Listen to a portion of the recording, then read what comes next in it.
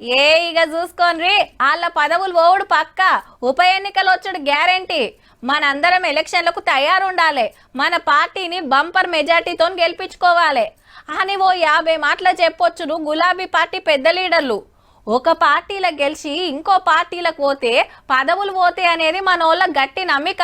గమ్మత్ ఏందంటే వాళ్ళ ఏలువడిలో ఎందరినో గుంజుకున్నా ఏం గాంధీ ఇప్పుడు ఎట్లయితుంది అనుకున్రో. 10 మంది ఎమ్మెల్యేల కేసు కథ ఒడిచినట్టే దేశం పెద్ద కోర్టు ఈ కేసు మూసేసింది. మళ్ళా ఒక్కరు కూడా పార్టీ మారలేదు, అందరు కాలరనే ఉన్నారని స్పీకర్ సార్ తీర్పిచ్చిన ముచ్చట కోర్టుకు చెప్పుడుతోటి విచారణ బంద్ అయింది. ఇక తీర్పు కాయిదాలు 4 రోజులలో కేసు వేసిన వాళ్ళకి ఇవ్వాలని ఆర్డర్ వేసింది. అట్లానే ముచ్చట తెలుసు కదా, మా బీఆర్ఎస్ లకు గెలిచి కాంగ్రెస్ లకు పోయిర్రు. స్పీకర్ సార్ ఏం యాక్షన్ తీసుకుంటలేడని గులాబీ లీడర్లు హైకోర్టుకు ఈడికెళ్ళి సుప్రీం కోర్టుకు పోయినరు. మరి ఇట్లా ఎందుకు నానబెడుతురు, ఏదో ఒకటి చెప్పేదానికని ఆర్డర్ వచ్చింది స్పీకర్ ఆఫీస్ కు.